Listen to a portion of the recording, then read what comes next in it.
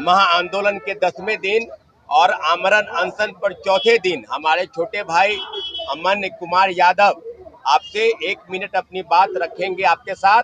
उसके बाद हम प्रेस वार्ता को आगे बढ़ाएंगे, महत्वपूर्ण सूचना देंगे। गर्दनी बाग धरना स्थल पर चल रहे आंदोलनों के बाद आगामी हमारी योजना कैसे आगे बढ़ेगी उसके बारे में सिलसिलेवार ढंग से आपको विवरणी आपको देंगे। अभी अमन आपको बताएंगे, उसके बाद हम प्रेस वार्ता करेंगे।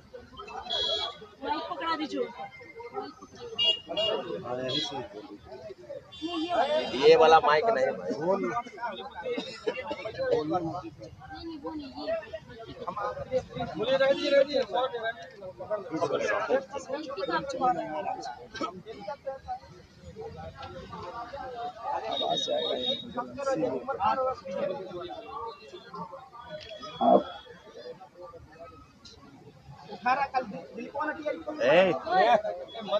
ये सब चीज आप लोग बंद कीजिए बोलना।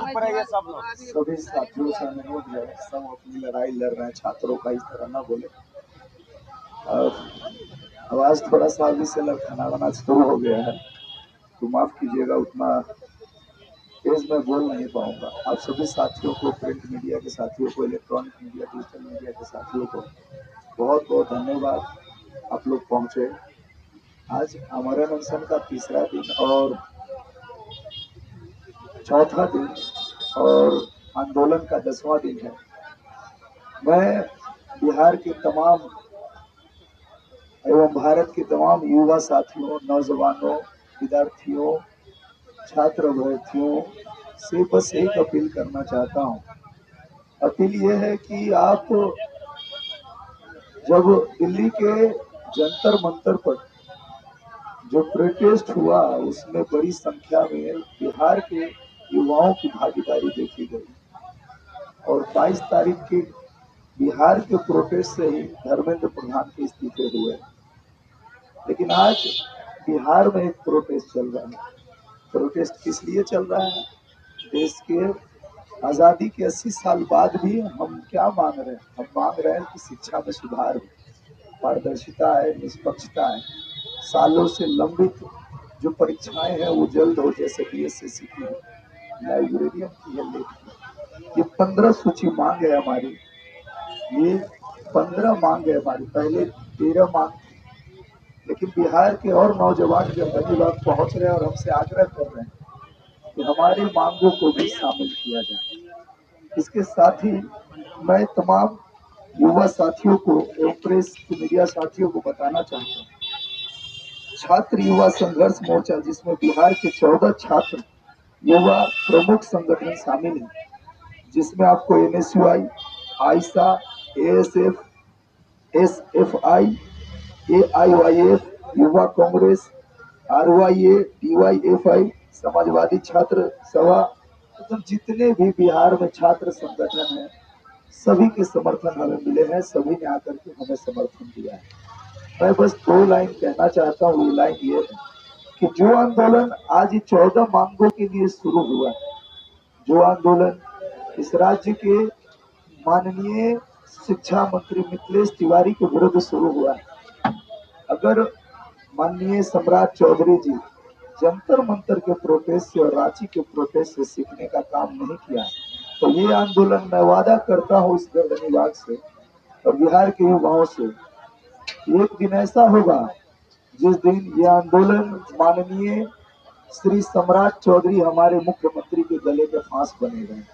मैं आप प्रेस के साथियों से ये भी अपील करता हूँ कि आज चौथे दिन ही, चूंकि पानी भी नहीं ले रहा हूँ, काफी लोग सजेशन कर रहे हैं कि आप कम से कम पानी लीजिए, गर्मी बहुत है, तो मैं पानी भी नहीं ले रहा हूँ आज आमरण अनशन के चौथे दिन। लेकिन मैंने ये प्रण लिया है कि जब तक मेरा प्राण है, मैं आप प्रेस के माध्यम से कहना चाहता हूँ अपने मुखिया, अपने बड़े भाई, इस राज्य के मुख्यमंत्री सम्राट चौधरी से, हम आपके बच्चे हैं, ये हमारी चुनी हुई सरकार है। हम कोई राजनेता के पुत्र नहीं है, हम कोई निशांत कुमार नहीं है, हम कोई, आपको बता देते हैं कि हम कोई जीतन राम मांझी के पुत्र नहीं है, हम कोई सपनी चौधरी के पुत्र सम्राट चौधरी नहीं है, हम वो गरीब किसान के पुत्र हैं जो शिक्षा में सुधार, पारदर्शिता, पेपर लीक, सालों से लंबित वैकेंसी, कि पीएससी में दाखिले, पीएससी की लंबित परीक्षाएं, इसको लेकर हम लोग आज गर्दनी बाग में बैठे। हम आपसे वो मांग रहे हैं जो आजादी के 80 साल भी हमें नहीं मिल पाया, और हम यूं ही नहीं आ गए हैं, बल्कि हमने सड़कों पर लड़ाइयां लड़ी हैं, हमने आपकी लाठियां खाई हैं, लहूलुहान हुआ है, हम जेल तक गए हैं। हम आपसे मांग रहे हैं 15 मांगों पर विचार कीजिए। इस आजादी के बाद भी अगर आप बापू के द्वारा बताए हुए रास्ते पर मजबूरन किसी को आने अगर दीजिएगा, तो मुझे लगता है कि हम आजाद नहीं, हम स्वतंत्र भारत में गुलाम हैं। मैं बिहार के छात्र युवाओं से कहना चाहता हूँ और माननीय सम्राट चौधरी से अपील करता हूँ कि जब तक ये 15 मांग हमारी पूरी नहीं हो जाती, मैं किसी भी प्रकार से, अगर मेरा शरीर टूटता है, मेरी आवाजें लड़खड़ाती है, तो मैं आपका मेडिकल फैसिलिटी नहीं लेना चाहूंगा। मैं मरना पसंद करूंगा, लेकिन मैं आपके तानाशाही नीतियों के सामने नहीं झुकूंगा। ज्यादा नहीं बोल पाऊंगा साथियों, बस इतना जरूर कहूंगा, ये हमारा अनशन अनिश्चितकालीन चलेगा। और आप लोगों से अपील है, जिस तरीके से दिल्ली में सोनम वांगचुक को उठाया गया, आप मीडिया साथियों से मैं कहना चाहता हूं कि अगर मेरे साथ ऐसा हुआ तो मैं सोचूंगा कि शासन और प्रशासन द्वारा मेरी हत्या की साजिश की जा रही है। मैं मरने को तैयार हूँ, आपकी व्यवस्थाओं, निकम्मी, झूठे खोखले वादों के सामने झुकने को तैयार नहीं हूँ। हमारा मंच खुला हुआ है, हमारे जनप्रतिनिधि जो छात्र प्रतिनिधि है वो बैठने को तैयार है, आपसे मिलने को तैयार है। अगर आप मिलने नहीं आते हैं तो मरने को तैयार है। जय हिंद, जय बिहार। नमस्कार मीडिया के साथियों को नमस्कार। अपनी तरफ से मात्र 3-4 बातें अपने जोड़ना चाहेंगे। पहली बात यह, ये जो आंदोलन चल रहा है, इस आंदोलन के क्रम में अभी तक वार्ता नहीं हो पाना, यह अपने आप में बिहार के लिए भी बहुत ही काफी शर्मनाक है। और यह सरकार शायद भूल रही है कि देश के अंदर में छात्र आंदोलन जो चला, उसने इस सरकार को घुटने पर लाने का काम किया था। दिल्ली के अंदर में इस सरकार जो दावा करती थी कि हमारे यहाँ इस्तीफे नहीं होते हैं, वह धर्मेंद्र प्रधान का इस्तीफा बिहार के विद्यार्थियों के आंदोलन के बल पर वह लिया गया था। दूसरी बात हमको यह कहनी है कि अभी छात्र युवा संघर्ष मोर्चा की कल बैठक हुई थी, उसके द्वारा एक बड़ा प्रेस कॉन्फ्रेंस आज जमाल रोड में वह होना है। वह 3 बजे का वक्त है, उसमें हम लोग डिटेल बताएंगे आगामी आने वाले दिनों में जो आंदोलन होने हैं। हम कहना चाहते हैं कि गर्दनी बाग के अंदर में जो आंदोलन हो रहे हैं, इसको सरकार हल्के तौर पर नहीं ले। यह जंतर मंतर दिल्ली का खत्म हो गया, रांची के अंदर में विद्यार्थी चले गए घर, लेकिन बिहार के विद्यार्थी भी डटे हुए हैं। हम इस बात को कहना चाहते हैं कि पेपर लीक से मुक्ति, पारदर्शिता और जवाबदेही का सवाल विद्यार्थी उठा रहे हैं। इन विद्यार्थियों की बातों को सरकार को सुनना होगा, इनकी बातों को मानना होगा।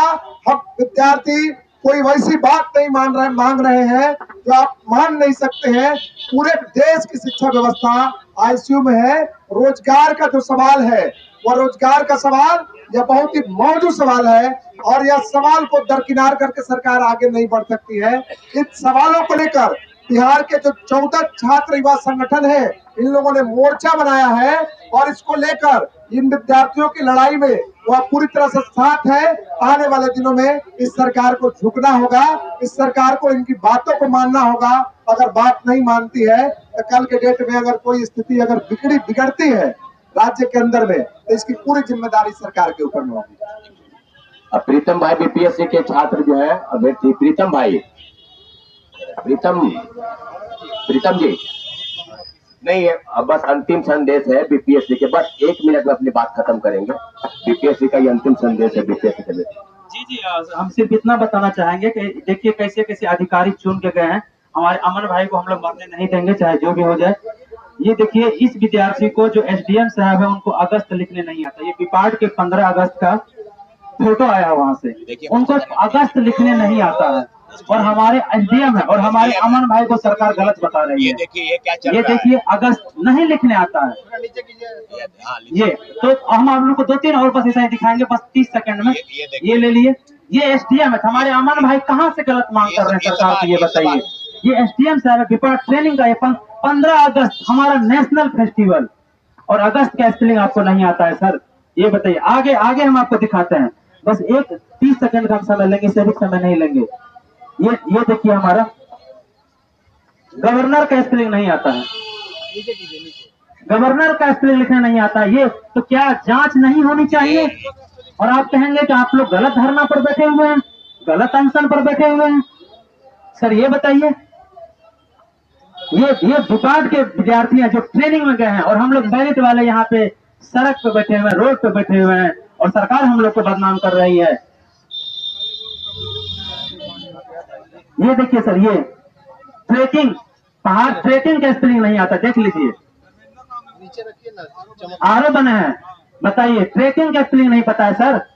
क्या ये क्या बिहार को आगे ले जाएंगे? आगे देखिए, फर्स्ट का स्पेलिंग गलत लिखा, डिपार्ट में रूम अलॉट हुआ है, फर्स्ट का स्पेलिंग सर गलत लिखा हुआ है, और हम लोग को ये शिक्षा दे रहे हैं, ये अधिकारी हैं।